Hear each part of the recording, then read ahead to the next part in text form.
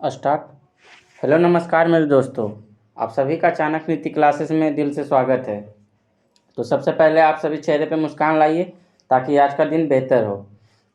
और जैसा कि थंबनेल में देख पा रहे होंगे, हर रोज़ chapter wise RPF SI special class, और इसके आरपीएफ कांस्टेबल और एसआई दोनों के लिए है, और इसके अलावा अदर कम्पिटिटिव एग्ज़ाम के लिए भी यह महत्वपूर्ण है क्योंकि यह चैप्टर वाइज क्वेश्चन कराया जा रहा है। ठीक है, जैसे कि अभी हम लोग इतिहास के प्राचीन भारत के जितने भी इतिहास के चैप्टर हैं, जैसे हो गया हड़प्पा सभ्यता, और इससे पहले जो मगध राज्यों का उत्कर्ष, और अभी वर्तमान में जो है आज का टॉपिक रहेगा मौर्य साम्राज्य। ठीक है, तो जितने भी ऑब्जेक्टिव पूछा हुआ क्वेश्चन है हम सभी को बता रहे हैं, और यही क्वेश्चन जो है संभावित है कि आ सकता है। ठीक है, तो आप लोग जो है टोटल हर चैप्टर वाइज जो है रिवाइज भी कीजिएगा, पीछे जो हम पढ़ा दिए हैं उसको भी देखिएगा, और इसी तरह सभी सब्जेक्ट का फिजिक्स, केमिस्ट्री, बायो और ज्योग्राफी, हिस्ट्री, पॉलिटी सभी का चैप्टर वाइज कराएंगे। ठीक है, तो आइए आज की क्लास आगाज करने से पहले देखिएगा आज का मोटिवेशनल लाइन। जिंदगी में परिश्रम और प्रयास आखिरी सांस तक कीजिए तभी सफलता मिलेगी। ठीक है, तो ज़िंदगी में परिश्रम और प्रयास जो है आखिरी सांस तक, अंत तक कीजिए, हार नहीं मानिए, जो है अंत में ही सफलता मिलती है। ठीक है, ज़्यादातर मेहनत करने से ही जो है हमें सफलता मिलेगी, तो आप लोग हार मत मानिए, अंतिम छोर तक लड़िए। ठीक है, जहाँ तक संभव है वहाँ तक कीजिए तभी सफलता मिलेगी। तो आइए आज की क्लास आगाज करने से पहले जय श्री राधे का नाम लेते हैं और आज की क्लास आगाज करते हैं। आज का टॉपिक प्राचीन भारत का मौर्य साम्राज्य। ठीक है, देखिएगा आज मौर्य साम्राज्य का क्वेश्चन नंबर 1, भारत का प्रथम साम्राज्य निर्माता कौन सा वंश था। ठीक है, इससे पहले जो है मगध राज्यों का उत्कर्ष पढ़ाए थे, और आज जो है मौर्य साम्राज्य टॉपिक है।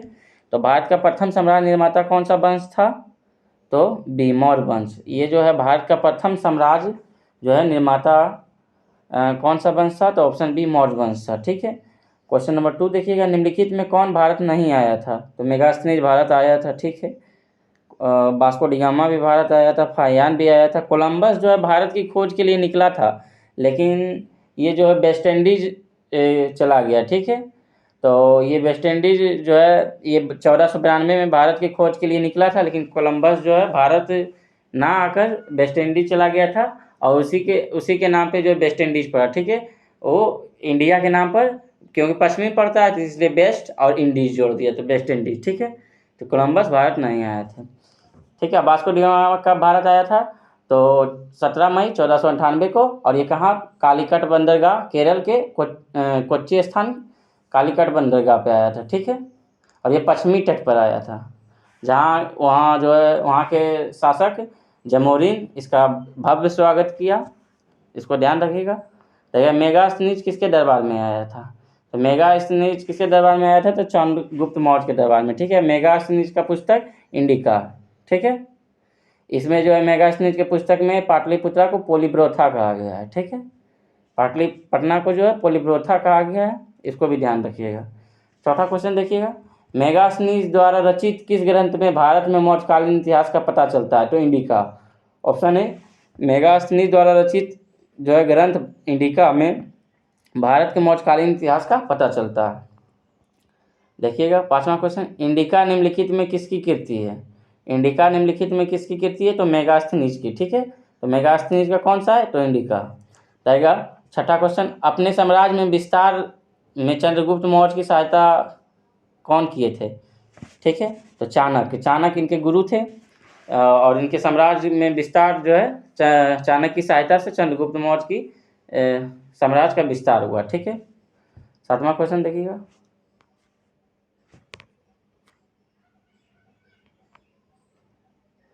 प्राचीन भारत का वह प्रसिद्ध शासक जिसने अपने जीवन के अंतिम दिनों में जैन धर्म अपनाया।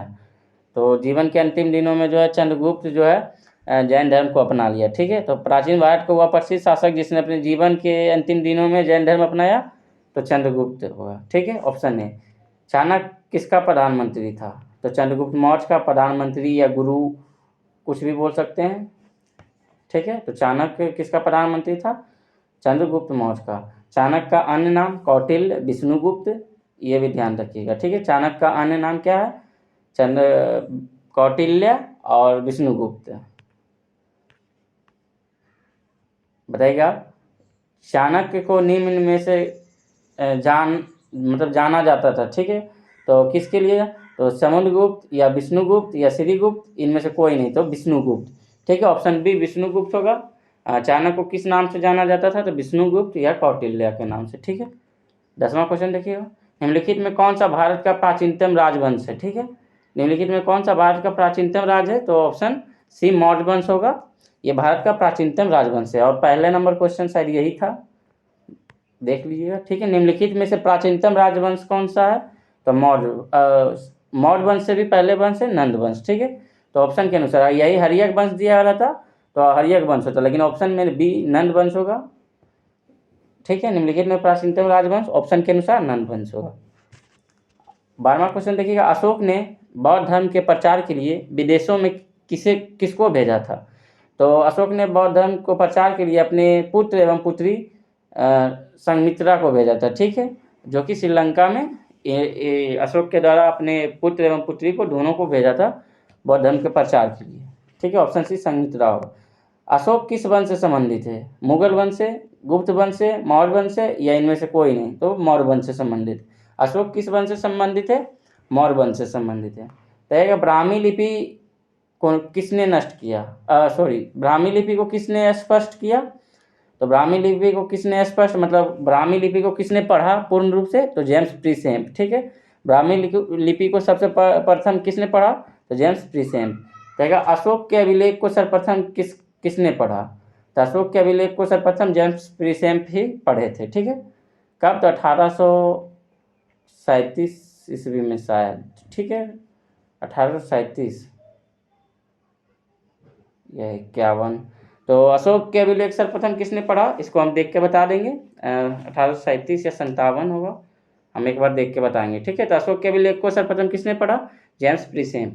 तो अशोक ने इन सभी में कौन सा धर्म अपनाया? तो अशोक कौन सा धर्म अपनाया? बौद्ध धर्म या जैन धर्म या इस्लाम धर्म या ईसाई धर्म? तो बौद्ध धर्म को अपनाया और बौद्ध धर्म के प्रचार प्रसार के लिए अपने पुत्र एवं पुत्री को श्रीलंका भेजा था, ठीक है। 17वां क्वेश्चन देखिएगा। अपने अभिलेखों में प्राय जिस नाम से अशोक संदर्भित है वह कौन सा है? तो प्रियदर्शी। अशोक जो है अपने अभिलेखों में किस नाम से संदर्भित है? तो प्रियदर्शी के नाम से। अशोक को प्रियदर्शी भी कहा जाता है। सम्राट अशोक पर कलिंग युद्ध के प्रभाव को निम्न पर देखा जा सकता है? स्तंभ अभिलेख में या चट्टान अभिलेख में या उत्खनन में या इनमें से कोई नहीं। सम्राट अशोक पर कलिंग युद्ध के प्रभाव को निम्न में किस पे देखा जा सकता है? तो चट्टान आलेख में। देखिएगा क्वेश्चन नंबर 19। किस स्थान के निकट प्रसिद्ध कलिंग युद्ध लड़ा गया? तो कलिंग युद्ध किस स्थान के निकट लड़ा गया? तो धौली के निकट, ठीक है। तो किस स्थान के निकट प्रसिद्ध कलिंग युद्ध लड़ा गया? तो धौली के निकट। सारनाथ में किस सम्राट का स्तंभ है? तो सारनाथ में अशोक का स्तंभ है, ठीक है। सारनाथ में किसका स्तंभ है? अशोक का। और थोड़ा फास्ट पढ़ाएंगे क्योंकि बहुत सारा आज मौर्य वंश में बहुत सारा क्वेश्चन बनता है, तो इसलिए आज ज़्यादा क्वेश्चन है, इसलिए थोड़ा सा टाइम भी लेट होगा, इसलिए फास्ट पढ़ाएंगे, ठीक। बताइएगा सारनाथ का लॉयन कैपिटल किस शासक से संबंधित है? तो अशोक से, ठीक है। सारनाथ का लॉयन कैपिटल किस शासक से संबंधित है? अशोक से। बताइएगा अशोक ने अपने शिलालेखों में अपने समकालीन दक्षिण किस राज्य का उल्लेख नहीं किया है? तो अशोक ने अपने शिलालेखों में अपने समकालीन दक्षिण के किस राज्य का उल्लेख नहीं किया है? तो कुषाण का जो है अपने शिलालेखों में उल्लेख नहीं किया है। 23वां क्वेश्चन देखिएगा। आप लोग थोड़ा स्लो करके पढ़िएगा, ठीक है, कोई दिक्कत नहीं है। जिसको लग रहा है कि फास्ट है ज़्यादा तो आप लोग स्लो कर लीजिएगा, यूट्यूब पे ऑप्शन आता है, ठीक है। तो मौर्य साम्राज्य में प्रचलित मुद्रा का नाम क्या था? तो मौर्य साम्राज्य में प्रचलित मुद्रा का नाम पन्न था, ठीक है। मौर्य साम्राज्य में प्रचलित मुद्रा का नाम क्या था? पन्न। बताइए निम्नांकित में कौन मौर्य वंश का शासक नहीं है? तो कौन मौर्य वंश का शासक नहीं था? अजातशत्रु या चंद्रगुप्त मौर्य या अशोक या बिंदुसार? तो अशोक था, बिंदुसार भी था और चंद्रगुप्त मौर्य भी था। अजातशत्रु हर्यक वंश के शासक था, ठीक है। तो ऑप्शन ए होगा। निम्नलिखित में अशोक का उत्तराधिकारी कौन था? तो निम्नलिखित में अशोक का उत्तराधिकारी कौन था? तो कुणाल। अशोक का उत्तराधिकारी कौन होगा? कुणाल होगा। मौर्य वंश का अंतिम राजा कौन था? तो मौर्य वंश का अंतिम राजा बृहदत्त होगा, ठीक है। मौर्य वंश का अंतिम राजा बृहदत्त होगा। तो यह प्रसिद्ध सांची स्तंभ किसके समय में बना था? प्रसिद्ध सांची स्तंभ किसके समय में बना था? अशोक के समय में। प्रसिद्ध सांची स्तंभ किसके समय में बना? अशोक के समय में। तो यह पाटलिपुत्रा निम्नलिखित में किन नदियों को के संगम पर बसा है? पाटलिपुत्रा निम्नलिखित में से किन नदियों के संगम पर बसा है? तो सोन और पुनपुन, गंगा और गंडक, गंगा और सोन, सोन और गंडक। तो कौन सा होगा? तो ऑप्शन सी, गंगा और सोन नदी पर जो है पाटलिपुत्रा बसा हुआ है, गंगा और सोन नदी पर। देखिए, सम्राट अशोक ने पत्थर के स्तंभों पर और पत्थर के तख्तों पर अपने आदेश उत्कीर्ण कारावार अपने राज्य के प्रमुख स्थानों पर स्थापित किया ताकि लोग तदनुसार आचरण कर सकें। ठीक है, तो कितने आदेश का जो है उत्कीर्ण करवा कर अपने राज्यों के प्रमुख स्थानों पर स्थापित किया था ताकि लोग तदनुसार आचरण कर सके? तो 14 आदेश। ठीक है, निम्नलिखित में कौन से प्राचीनतम स्मृति है? तो पीडीएफ में नहीं है, यहाँ देखिएगा ऑप्शन है मनु स्मृति जो है सबसे प्राचीनतम स्मृति है। बताइएगा 31वां क्वेश्चन, मगध में शाही मौर्यों के ठीक बाद उत्तराधिकारी कौन थे? तो मगध में शाही मौर्यों के ठीक बाद उत्तराधिकारी कौन होंगे? तो शुंग होंगे। ठीक है, मगध में शाही जो मौर्य के बाद कौन से आएंगे? तो शुंग वंश। ठीक है, हसीन मशहूर सा इसका ट्रिक है। तो मौ से मौर्य और उसके बाद शुंग वंश आएंगे। तो यह लगभग 185 ईसा पूर्व में पुष्यमित्र द्वारा स्थापित किया गया भारतीय शासक किस वंश के थे जिसने मौर्य वंश का स्थान लिया? तो शुंग वंश, जो कि मौर्य वंश के स्थान लिया। तो शुंग वंश का अंतिम शासक कौन होगा? तो देवभूति। शुंग वंश का अंतिम शासक देवभूति होगा। ठीक है, गौतमीपुत्र सतकर्णी किस वंश का शासक था? गौतमीपुत्र सतकर्णी किस वंश का था? तो सातवाहन वंश का। ठीक है, गौतमीपुत्र सतकर्णी किस वंश का शासक था? तो सातवाहन वंश। सातवाहनों के अधिकतर सिक्के किस धातु में मिले हैं? तो शीशे के रूप में। ठीक है, सातवाहन 100 से सातवाहन, 100 से शीशे। तो सातवाहनों के अधिकतर सिक्के किस धातु के रूप में मिले हैं? तो शीशे के सिक्के। 36वां क्वेश्चन, शक संवत जो 78 ईस्वी से प्रारंभ होता है और प्रकट करता है किसके समय से?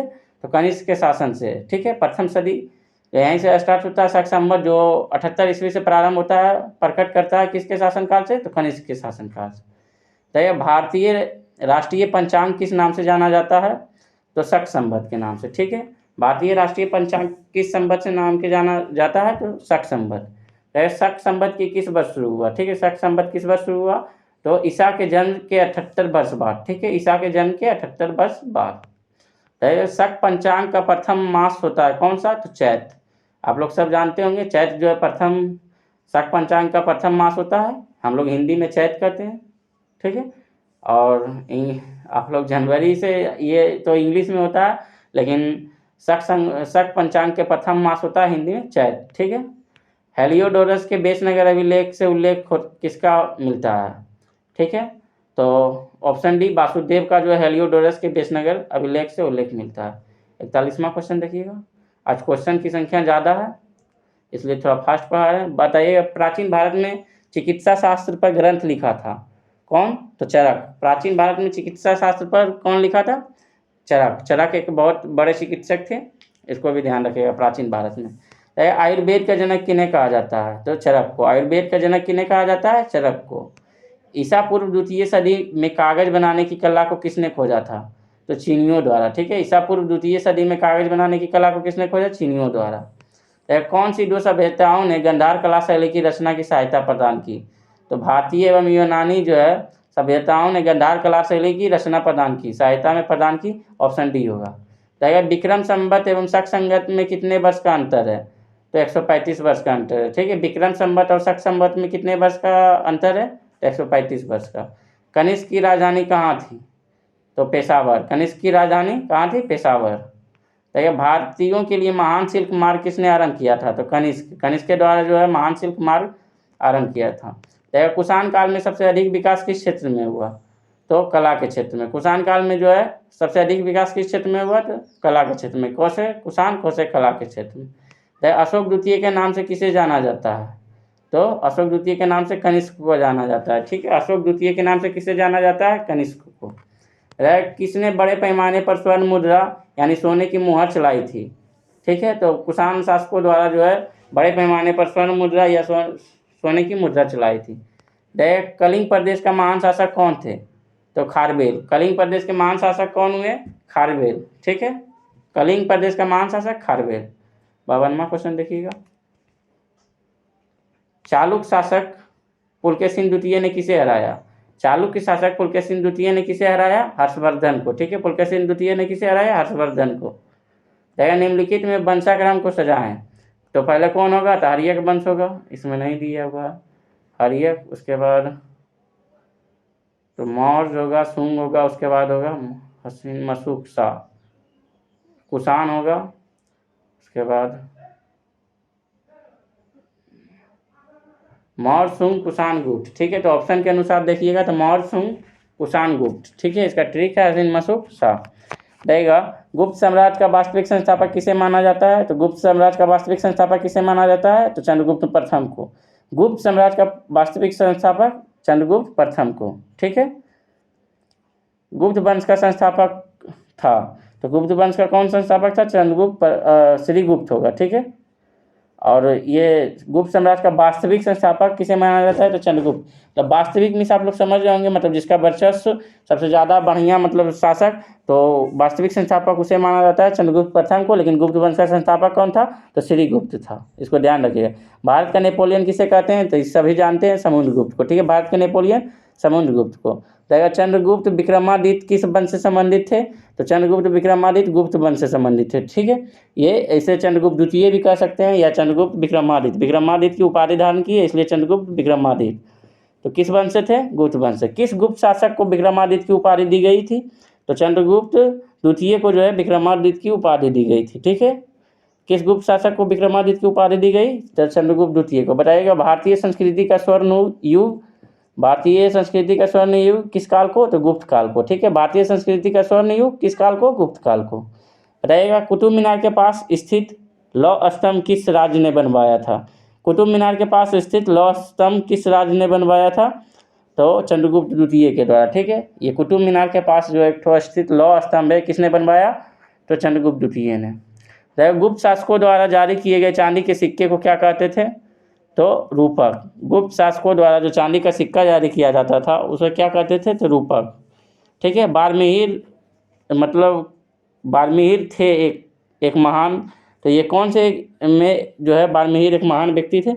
तो खगोलविद के। ठीक है, खगोलविद में जो एक महान थे बारमीर। तो चीनी यात्री फाहियान किसके शासनकाल में भारत आया? तो चीनी फाहियान आया किसके शासनकाल में? तो चंद्रगुप्त द्वितीय के दरबार में। ठीक है, यानी चंद्रगुप्त विक्रमादित्य के दरबार में। Option C. 64वां क्वेश्चन देखिएगा। क्वेश्चन की संख्या ज़्यादा है, थोड़ा सा टाइम लगेगा। उल्लेखित राजाओं को निम्न में से कौन सा एक कालक्रम सही है? तो सबसे पहले कौन होगा? चंद्रगुप्त विक्रम द्वितीय, उसके बाद समुद्रगुप्त, उसके बाद या समुद्रगुप्त चंद्रगुप्त द्वितीय, इस तरह से नहीं होगा, ऑप्शन बी होगा। ठीक है, समुद्रगुप्त, उसके बाद चंद्रगुप्त द्वितीय, उसके बाद कुमारगुप्त। ठीक है, ऑप्शन बी होगा। किसके परिणाम स्वरूप 5वीं शताब्दी ईस्वी में गुप्त साम्राज्य का पतन हुआ? तो गुप्त साम्राज्य का पतन किसके परिणाम स्वरूप? तो हून आक्रमण से जो है 5वीं शताब्दी में गुप्त साम्राज्य का पतन हुआ, अंत हुआ। देखिए किस गुप्त शासक आक्रमणकारी हूनों से अपना साम्राज्य की सफलतापूर्वक रक्षा की? तो स्कंदगुप्त जो थे गुप्त शासक के आक्रमणकारी हूनों से अपना साम्राज्य की सफलतापूर्वक रक्षा कर लिए थे, तो स्कंदगुप्त। ठीक है, तो कालिदास हर्षवर्धन के शासन काल में नाटककार थे? नहीं। गुप्त काल के खगोल शास्त्री थे? नहीं, इनमें से कोई नहीं। या गुप्त काल में कवि थे? गुप्त काल में कवि थे। कालिदास क्या थे? गुप्त काल में कवि थे। तो आर्यभट्ट भारत के प्रसिद्ध थे, तो कौन? तो गणितज्ञ। ठीक है, आर्यभट्ट भारत के लिए कौन प्रसिद्ध थे? तो गणितज्ञ के रूप में प्रसिद्ध थे आर्यभट्ट। ठीक है, बताइए किस गुप्त शासक ने शांति प्रिय एवं वैदेशिक संबंध स्थापित किया? तो किस गुप्त शासक ने शांति प्रिय एवं वैदेशिक संबंध स्थापित किया था? तो कुमारगुप्त जो है शांति प्रिय था और वैदेशिक संबंध स्थापित किया।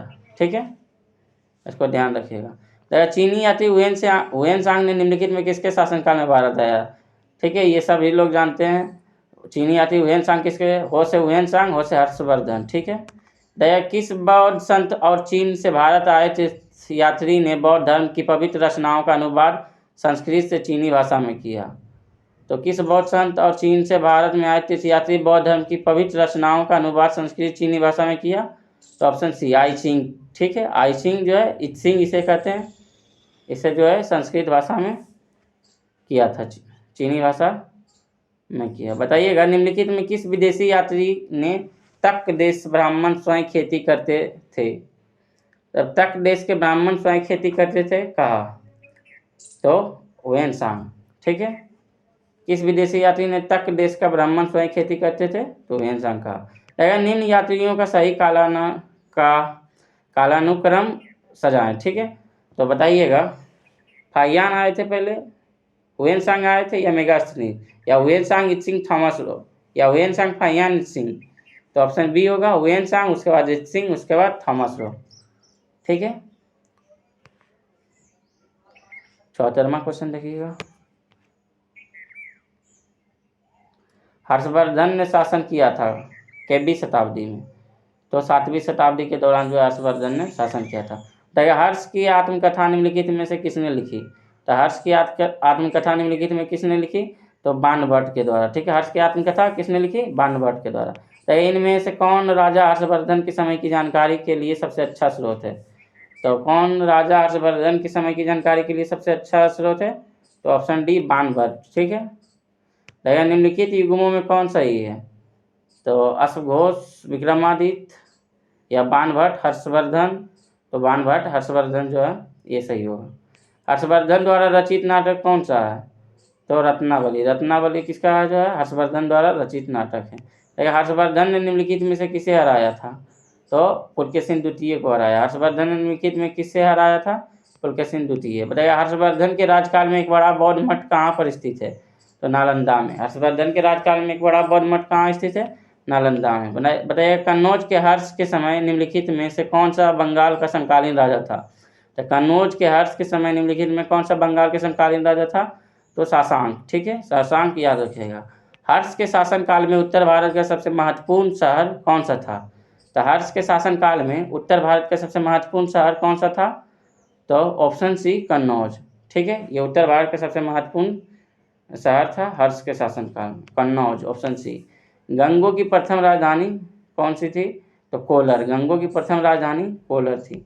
कामरूप किसका प्राचीन नाम है? ये सभी लोग बताइएगा। असम में। ठीक है, कामरूप किसका प्राचीन नाम है? तो असम का प्राचीन नाम रहेगा। म्यांमार का प्राचीन नाम क्या है? तो बर्मा। इसको भी ध्यान रखिएगा।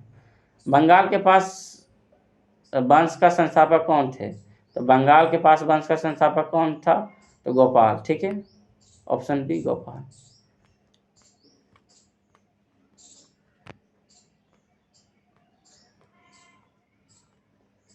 बंगाल का प्राचीन नाम क्या था? ठीक है, तो बंगाल का प्राचीन नाम गौड़ था। ठीक है, इसको ध्यान रखिएगा।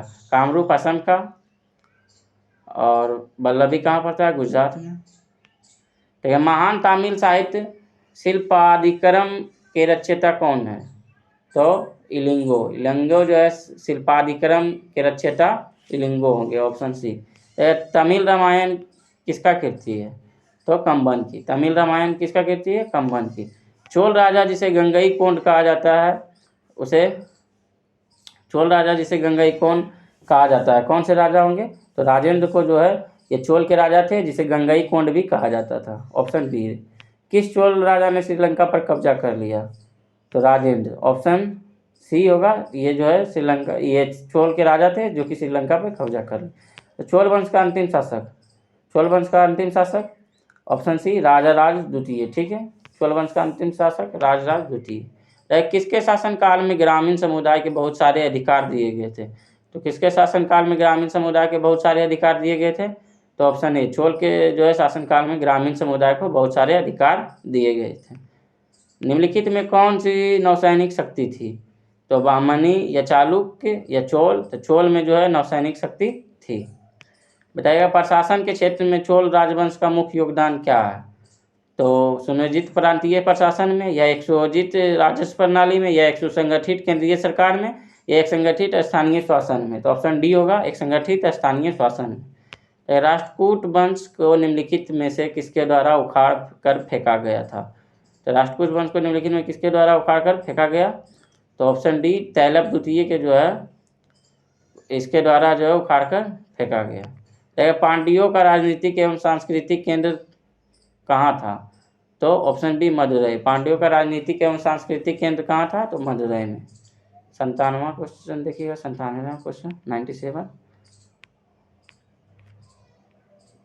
पांडवंश की राजधानी कहाँ थी? पांडवंश की राजधानी कहाँ थी? तो मदुरई। ठीक है, मदुरई तमिलनाडु में पड़ता है। पल्लव राज की राजधानी कहाँ थी?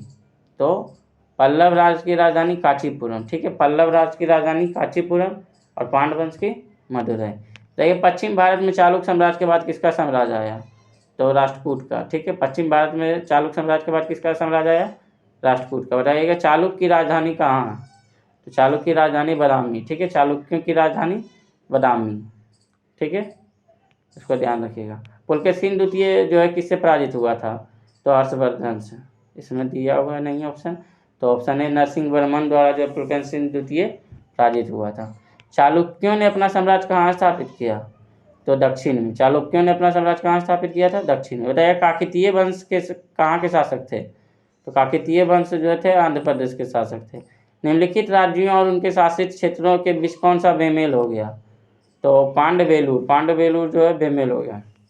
पंजाब के हिंदू शाही राजवंश किसने स्थापित किया? तो ऑप्शन बी जो है कल्लर। पंजाब के हिंदू शाही राजवंश किसने स्थापित किया? कल्लर। देखिए बिन शक्ति जो है, बिन शक्ति किस वंश के संस्थापक थे?